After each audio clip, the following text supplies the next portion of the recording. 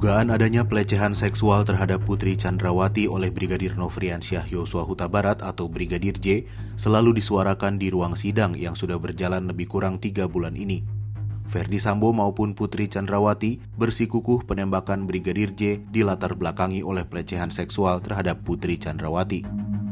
Namun beberapa pandangan justru menyatakan tidak ada pelecehan seksual yang terjadi di Magelang. Misalnya yang disuarakan oleh saksi ahli kriminologi dari Universitas Indonesia Muhammad Mustafa dalam persidangan pada Senin 19 Desember 2022. Mustafa menyebut dugaan pelecehan seksual tersebut tidak cukup bukti. Sementara Putri berpendapat saksi ahli tak memahami perasaannya sebagai seorang perempuan yang menjadi korban pelecehan. Faktanya, dalam kasus pembunuhan berencana Brigadir J, Putri Chandrawati tak didudukan sebagai korban, melainkan sebagai terdakwa bersama 4 terdakwa lainnya, Ferdy Sambo, Richard Eliezer, Ricky Rizal, dan Kuat Ma'ruf. Pro dan kontra terkait dugaan pelecehan seksual yang dialami Putri memang telah muncul sejak kasus ini diungkap.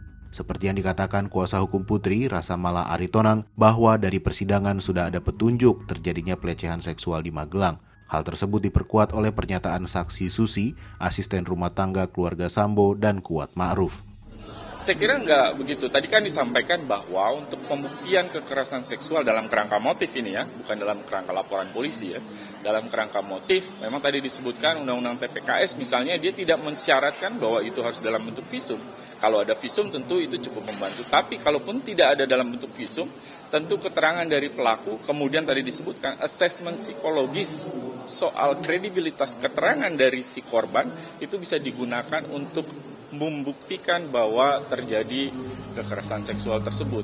Kriminolog UI Ikrak Sulhin juga sependapat bahwa Putri mengalami pelecehan seksual yang disebutnya menjadi motif bagi Sambo untuk mengeksekusi Brigadir J.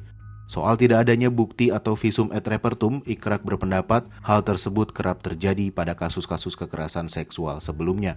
Hal ini yang menarik perhatian majelis hakim untuk menggali keterangan lebih dalam. Majelis hakim mendalami sejauh mana keterlibatan Putri Chandrawati dalam kasus pembunuhan Brigadir J. Hakim menilai jika kekerasan seksual sebagai motif, niat jahat justru bisa jadi muncul dari Putri yang menginginkan agar Nofriansyah dihukum. Namun karena Putri tidak memiliki kuasa terhadap Nofriansyah, maka Putri meminta bantuan suaminya, Ferdy Sambo. Sidang kasus pembunuhan Brigadir J terus bergulir. Sejauh mana pembunuhan itu direncanakan dan siapa yang jadi dalang utamanya, itulah yang masih menjadi tanda tanya.